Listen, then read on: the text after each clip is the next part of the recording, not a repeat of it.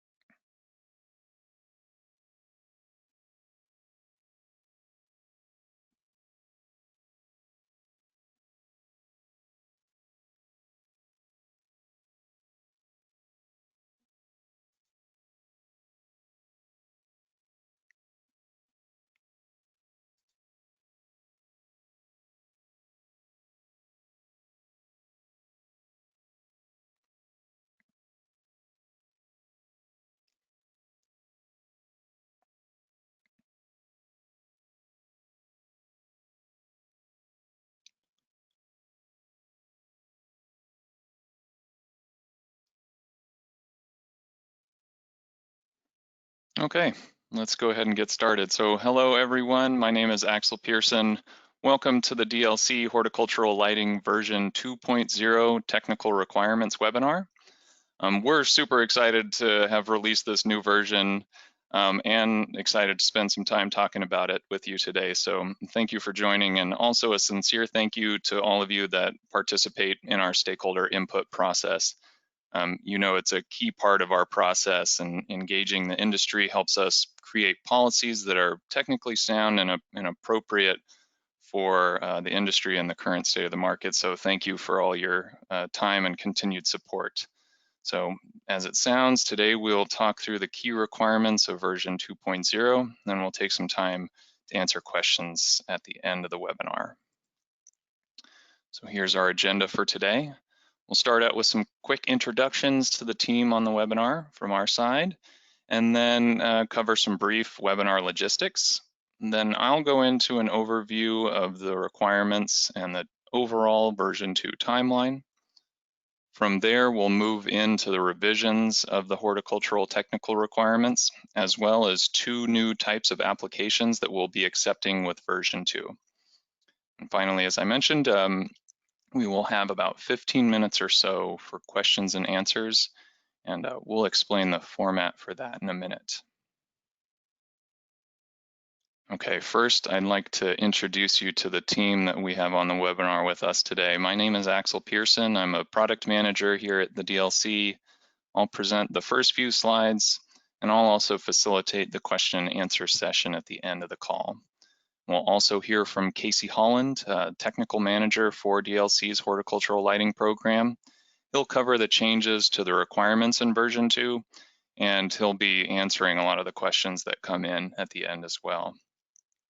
Additionally, we have Leora Radetsky, our senior lighting scientist, and Aaron Feldman, senior technical operations analyst, covering the question pane for the duration of the webinar. So if you enter a question into the question pane and go to webinar, they will be the ones answering on the other end. So this way you can put a face to the name.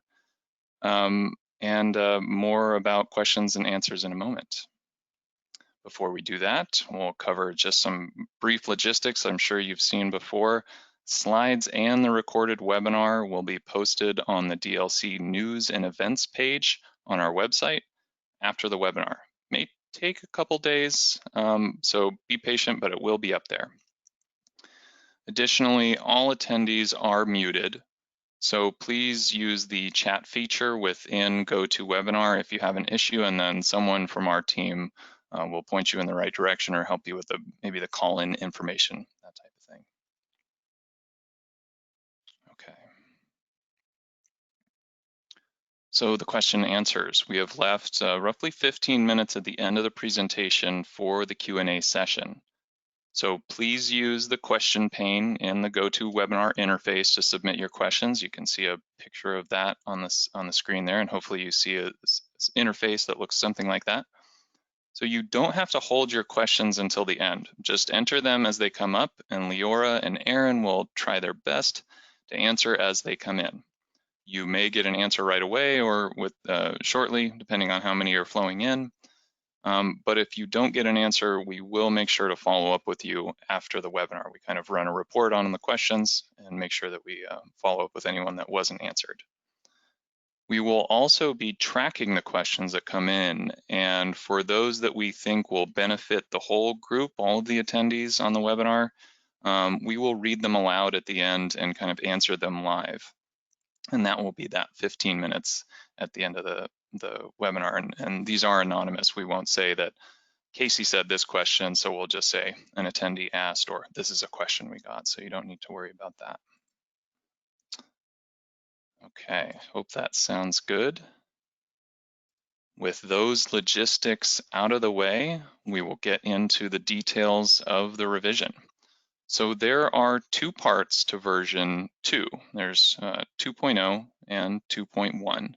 Today's webinar will focus on the final 2.0 requirements, but we'll share an overview timeline of the full revisions, both 2.0 and 2.1, and in just a few slides. And this is just a summary. Again, this is really what we're going to be hearing today, so I'm not going to spend a lot of time on it because Casey's going to dive into these in quite a bit more detail. But suffice to say, the updates to the version 1.2 requirements include aligning with Asabe S640, UL 8800, include some requirements for TM33 reporting, and also 2 new optional reporting metrics.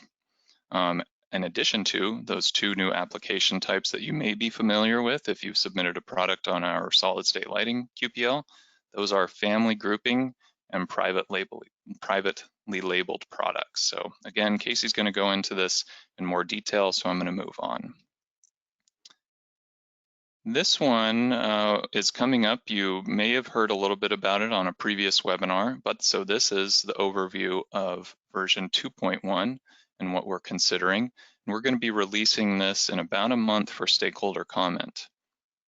So again, it directly follows and is intended to be kind of a companion requirement to version 2.0, and it really just adds eligibility. So it doesn't have any requirement impacts to those products that already meet 2.0. It's really just adding eligibility for certain types of LED lamps, DC and modular systems, and products with externally supplied active cooling capabilities. So again, we'll be releasing draft 1 of those technical requirements next month.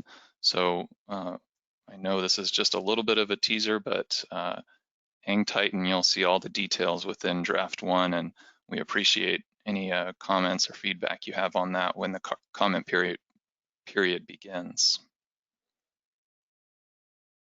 Okay, so again, version 2 contains 2 parts that are intended to complement each other, and they happen in succession. So what I'm going to present is an overall timeline of the 2 versions, starting with version 2.0. We've seen most of this already. So in May, we released draft 1. There was a comment period. We reached out, did some additional research on each of these topics, and here we are in September. Version 2.0, the final requirements has been released, and it is effective in March of 2021. What's shown a little bit off screen for this timeline is that although version 2.0 is effective in March 2021, products will have until December 31st, 2021 to update. So ultimately, this means by January 1, 2022, all products must meet the version 2 base requirements. Okay, now we are looking at the version 2.1 details laid out on the same timeline, right? So that first dot we see is version 2.1 draft released in October, followed by a comment period, And we will do 2 drafts of this requirement. So there will be another draft released in March, followed by a comment period where we continue to refine the document. And then we will release the final requirements in June, and it will be effective immediately in July of 2021. Okay, so with a lot of that setup and context for this revision, I'm going to hand it over to Casey Holland. He's going to walk through the changes to the technical requirements within version 2.0. Casey, let me know when you need the next slide and I'll press the advance button for you. All right, thanks, Axel. Go ahead and move on to the next slide for me.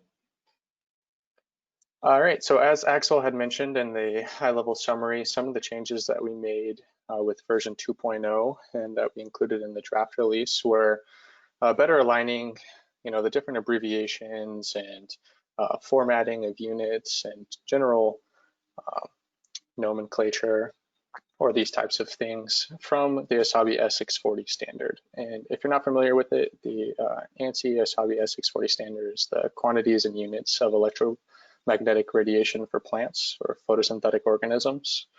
And that's pretty much the basis for where all of the horticultural technical criterion come from.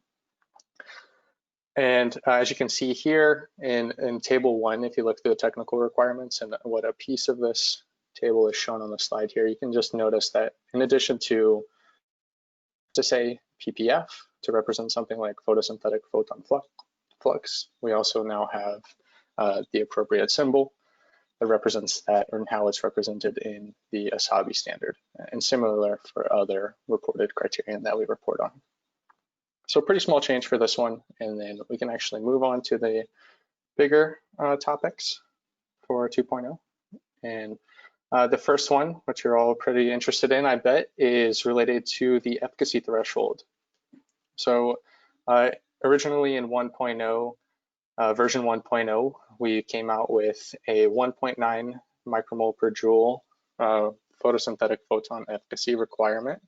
You can notice the new KP or K subscript P on there. That's aligned with the Asabi standard. And after a lot of the feedback and outreach and research that we had continued to do after the draft 1 proposal, we realized that the market is really still too nascent and metrics are still largely being worked on and evolving, and the needs of plants are still being determined. And really, we want to make sure that we're not moving forward too aggressively, especially considering our role and how certain regions, states are pointing to QPL listings as a potential compliance pathway for energy regulations.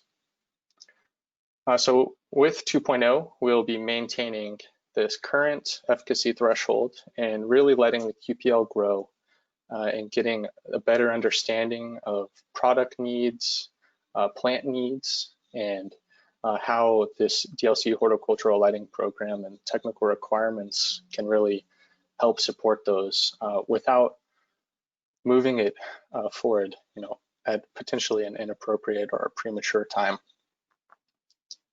And just a note on that, we do still have the same -5% tolerance. And so that essentially makes an effective PPE threshold of greater than or equal to 1.81 micromoles per joule.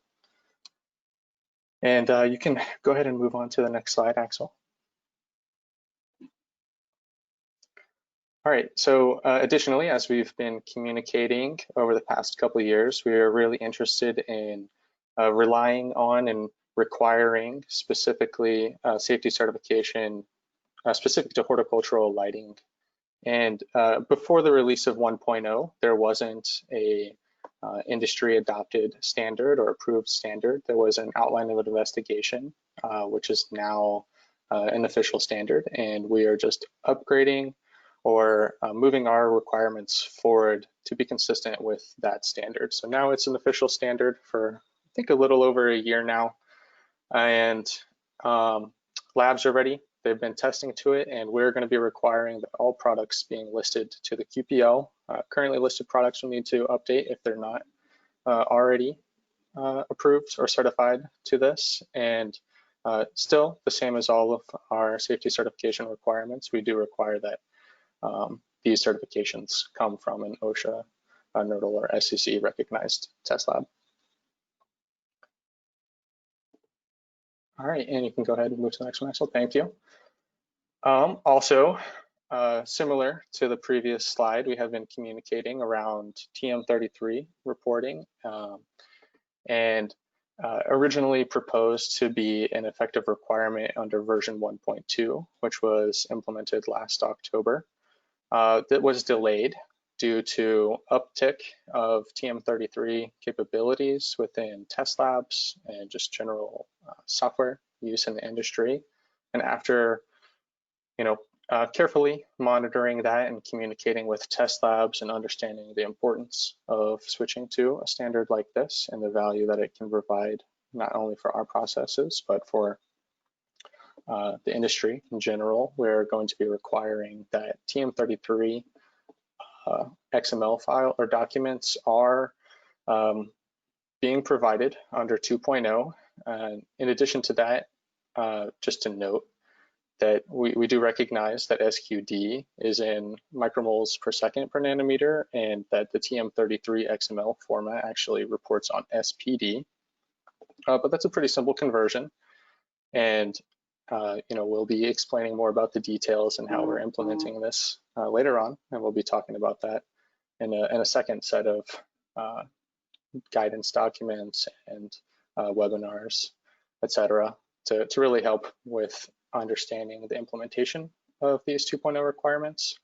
Oh, in addition to that note, we are also having a provisionally accepted pathway where we will be accepting LM63 and TM27, or if you're more familiar with it, the IES and SPDX files, to share this spectral and spatial distribution information up until the end of next year. So once we start accepting applications for 2.0 in March 31st, you'll be able to either go ahead and give us the TM33 document right away, along with the static images that are currently being submitted as part of the application process.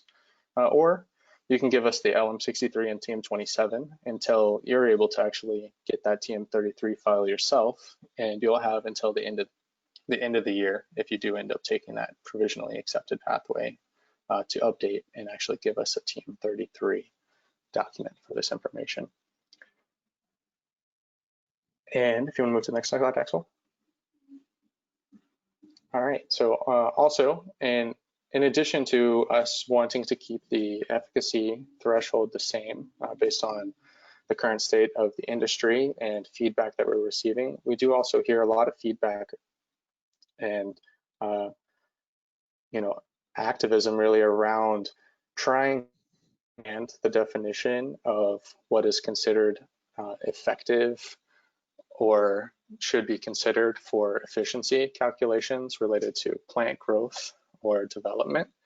And while not defined specifically in ASABI S640, the ASABI S642 testing document notes that the 280 to 800 nanometer range covers a broader range of radiation that does or is associated with plant growth and development. And in order for us to really,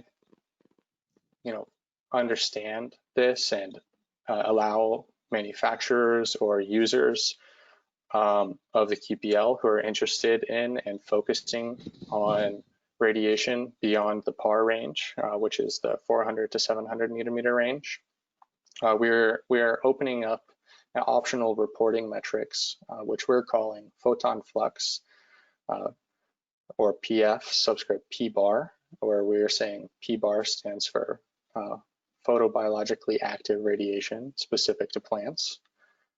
And then that would be considering the whole flux as a summation and no weighting on it, including ultraviolet radiation between 280 to 400 nanometers, and far red radiation, which is 700 to 800 nanometers, in addition to the flux within the PAR range. And then just the same as PPE, we'll be having an optional reporting for photon efficacy, or PE, P-bar we're calling, which would be this photon flux metric shown in column 1 divided by the total input watts to the luminaire. So you can really get an understanding of not only how products are focusing on radiation within the PAR range by referencing the PPE and PPF metrics, but really see and understand where specific products or manufacturers are trying to go beyond PAR and potentially tackle other associated, I don't know, photomorphological sensitivity spaces within that electromagnetic radiation.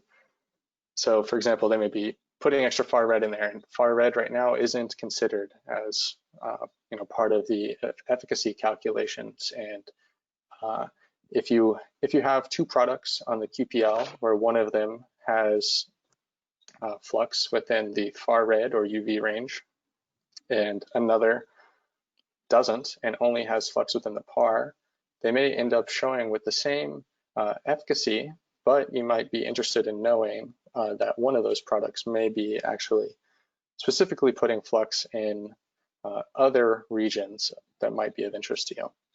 So we're hoping this is going to be helpful not only for applicants, but for users of the QPL. And if you want to move to the next slide now, Axel, I can start talking about the new types of applications that we're going to be accepting once the 2.0 requirements are effective March 31st. So let's move on to the next one.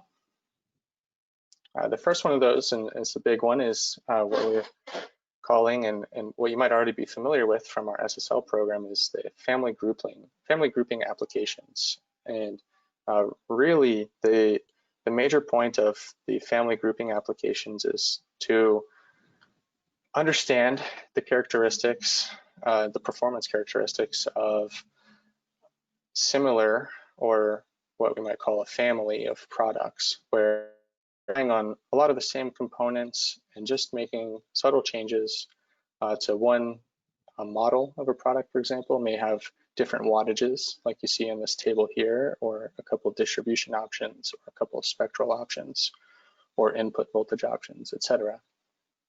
Currently, all of these products would need to be individually tested and listed on the Horticultural, or for listing on the Horticultural. So that would be 32, essentially 32 different specific SKUs being tested and listed to get those all on the Horticultural. And the family grouping application requirements are really intended to reduce that overall burden and bring it down, as well as reducing the application fees associated with that. And we're relying on a lot of our experience and requirements from our SSL program, where we've had family grouping in effect for quite a while now. So if you want to move on to the next slide, I'll kind of show how this will take effect. So in the family grouping requirements, it's really relying on worst case models within a family. And within each family, we'll still be requiring that luminaire level spectral variations, or different spectra that you may offer for a specific product, would be considered subgroups within a family, and each unique spectra would have its own testing, as well as the worst case in terms of efficacy or flux for that spectra. And then there's also the power quality requirements that feed into it. So in this table here, you can see relying on the technical requirements that have been put out for family grouping, those 32 individually tested and listed products would end up being reduced to only testing 8. And we're calling those parent products, and parent meaning that these are really the worst case models, and that the child variations for each spectra or each distribution are performing better than those worst case parent products. So we'll be requiring tested information for parents and reported data for child products. and then worst case criterion reporting and threshold requirements for version 2.0, as I previously ran through, all apply for family grouping applications also. So family grouping applications or single product applications will all be held against the same requirement thresholds. All right, and you can move on to the next one now, Axel. Okay, and then in addition to the family grouping application process, so are implementing a private labeling application process. And if you're not familiar with it, private labeling really is where someone already has, or we would be requiring where someone already has a listed product on the QPL, and it's really just being rebranded. So it's a relisting of products under multiple organizations or brands, as it says here on the slide. And what that means essentially is that it's the same product, but it's got a different logo. So why would it need to go through the same stringent application and testing process of a product that's already on the HortQPL? So that's really what this process is really trying to tackle and avoid that redundant testing, and then, as appropriate, or reduce the fees because of the lowered burden from the application process. But that relationship between the private labeled manufacturer and the original equipment manufacturer must be clearly understood and documented for this type of process. And there are some other details within the policy you can feel free to reach out to us about, but we can move on to the next slide for now. All right, so that's pretty much all of it. And just to summarize that one more time, we do have all of those updates to the version 1.2 technical requirements, including first maintaining that PPE or that efficacy threshold of 1.9 micromoles per joule, aligning some of our abbreviations or minutia of these criterion with the Asabi XX40 standard, alignment with requiring the UL 8800 safety certification specific to horticultural lighting equipment or horticultural luminaires, and requirements for that TM33 18 reporting, in addition to that provisional pathway that I spoke about, where you can report LM63 or TM27 in the meantime. And then those two new optional reported metrics associated with that photobiologically active radiation range for plants being 280 to 800 nanometers, to really understand where products are going beyond par. In addition to those, and as a reminder, we do have the two new application processes being family grouping and private labeling. And I think you can move to the next slide, Axel. Okay, awesome. Thank you, Casey. All right, so we have reached the question and answer phase. We, again, will try to spend 15 minutes here. If you give us a minute, we will kind of take a look at the question pane to see the questions you have answered, and we will begin to get organized kind of on the back end, and we'll start reading some questions that were asked and answering them aloud. And now is a good opportunity. If you are holding a question, please go ahead and enter it into the question pane and we will get to it. I'll also reserve just a few minutes. I don't expect us to go all the way to the hour, but we just have a couple of wrap-up slides after this. So stay tuned and we'll be getting to the questions shortly.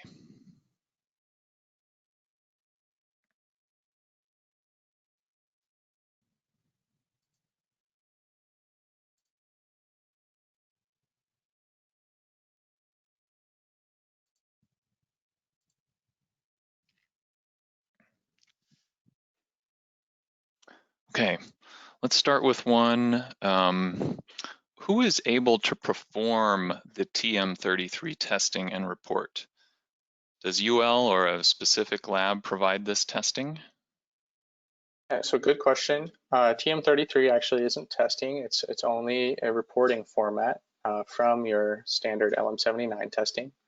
So pretty much anywhere where you can, get a report.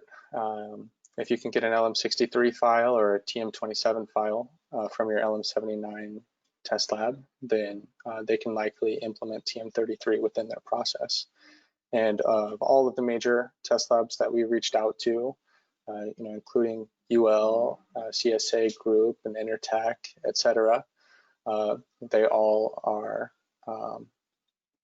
currently capable or in the process of being able to implement this. And I can't say all labs are going to be able to do this, day one, and that's why we do have the 9-month grace period or that provisional pathway where you can just give the more typical LM63 or TM27 files to us for a 9-month period for approval, and then by the end of that 9 months, you'd have to, or by the end of 2021, you would have to give us the TM33 document.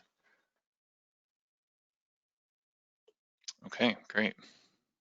Next up, if we submit fixtures for QPL consideration prior to March 2021, that is the effective date of version 2.0, can we request that they be evaluated against the 2.0 standards so they don't need to be resubmitted in 2021? Unfortunately, no. We will not be listing any products to 2.0 until the effective date, which would be March 31st. But if you do have all of that information handy, it should be a fairly simple update process. Okay. One on private labeling. What type of documentation is required for a private label application in order to identify the manufacturer relationship with the private labeler listee? Okay, that's a good question. And there's not really one specific answer to that. It really depends, on the people. Everyone kind of has their own formatting for what this document might look like. But in general, it's going to be a mutual agreement type of document that essentially acknowledges the OEM and the private labeler, as well as the model numbers and those relationships, so that it's all well understood.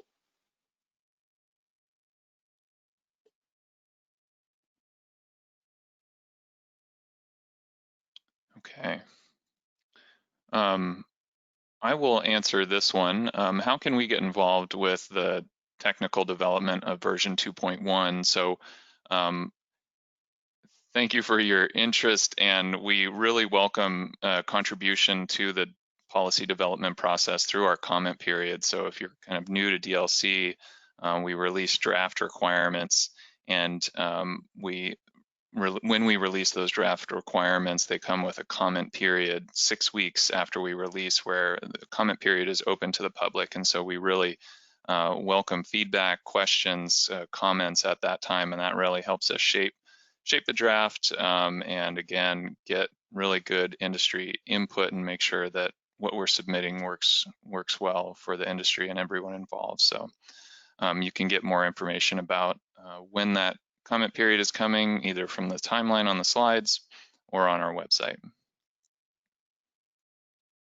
Okay, I see a few more questions rolling in. Give me a minute to catch up and see if we can read some of these aloud.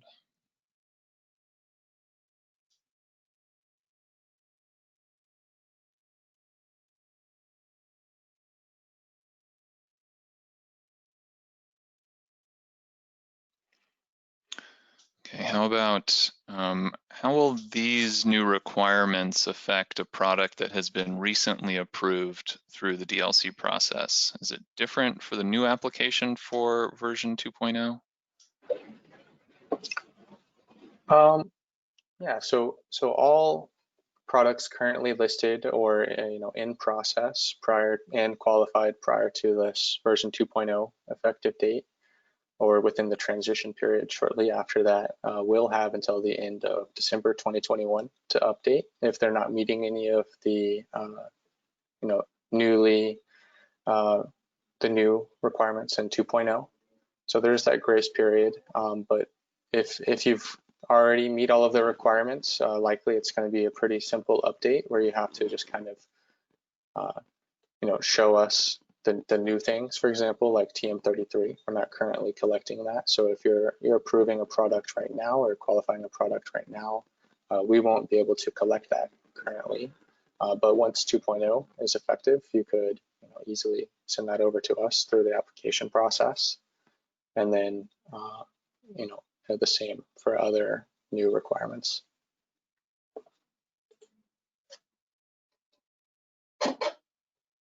Okay, thanks. Checking back the question pane.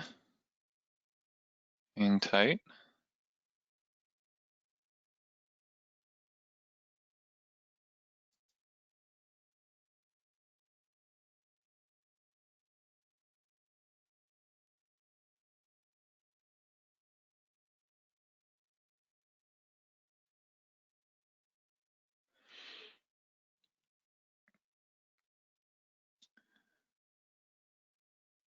Okay.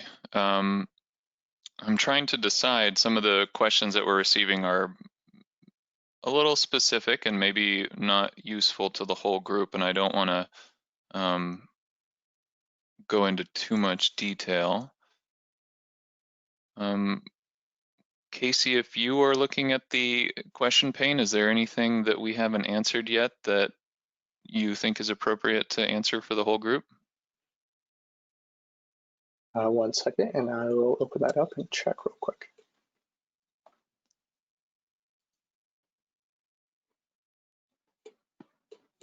Nice job to the Q&A team. It seems like most of these are getting answered.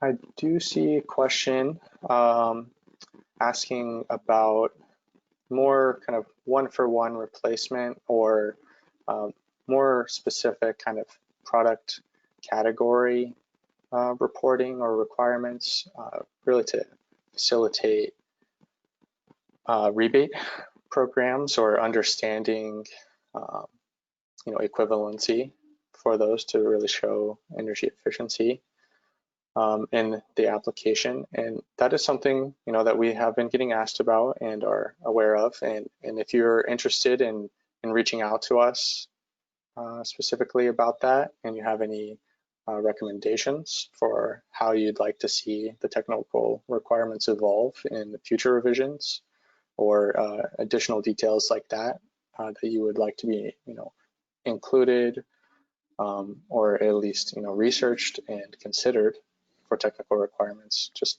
feel free to reach out to either myself directly or to our horticulture@designmuts email, and we'll be happy to reach back out to you.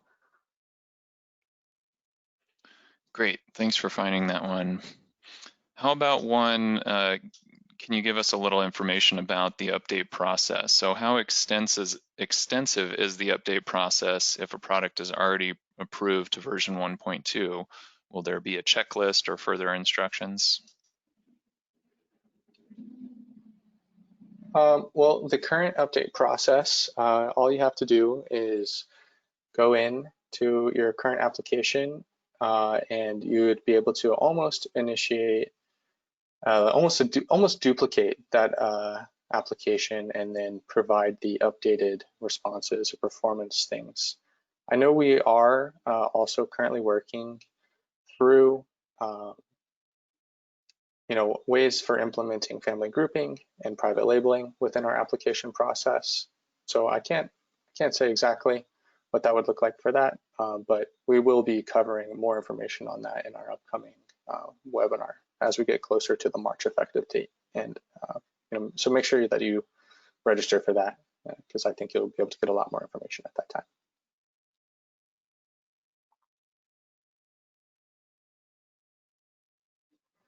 Yeah, great. Okay. So I agree with Casey's assessment. Looks like many of the questions that have come in have been answered. Like I said, there's a few of them in there that are pretty detailed and maybe not so useful for the entire group. So what we're going to do, please keep entering your questions. And I'll also show an email that you can send your questions to that we monitor closely. But what I'm going to do is keep moving with the presentation on these last couple of slides. And we will, again, follow up with any questions that weren't answered in the question pane via email, or you can always send questions to the horticulture@designlights.org email that I'll bring that up in a minute. So let's keep moving. So I want to cover up, oops. Oh, okay, sorry. So I want to let you know that we are doing a webinar series on horticultural lighting, not specifically too much about the requirements themselves, but really more broadly the horticultural industry and how it interacts with energy efficiency utility programs. These are 1-hour webinars followed by additional 1-hour working group discussion sessions. We've already had 2 of them. In July and August. The next one is coming up next week on September 23rd. So we invite everyone here to register for the final date and view those recorded webinars and visit the Webinar Wednesdays webpage at the address linked on your screen. So we hope to see you there, and if not, you can check out all of that content on our website. Okay, and here I will cover some next steps. So as we approach that effective date in March, you will see Horticulture version 2.1, draft 1 being released next month. Draft 2 will be expected around March 2021, and then the final, as I covered in the timeline slides, in June 2021, effective just in the next month in July. And so as Casey mentioned during the Q&A session, we will release manufacturer and industry guidance and hold a webinar to review the submission process for these new requirements. So in that document on the webinar, we'll explain how the new requirements will be implemented, how to update products, submit an application for new products, that type of thing. It will also include information on fees and review timing for those new application types. And then finally, just a reminder of that grace period that products must update to version 2 before December 31st, 2021. So they'll have about 9 months to make that update. Okay, we have reached the end of the webinar. Thank you very much for your time again on the webinars, submitting comments, super helpful for us, and we really hope that the new requirements work well. Thank you for submitting your questions in the question pane. If we didn't get to you, we will get back to you. And if you didn't get a chance to enter a question into the question pane or something comes up later on, you always can email horticulture@designlights.org, and we will get back to you with an answer. So thank you very much. Hope you enjoy the rest of your day. Take care.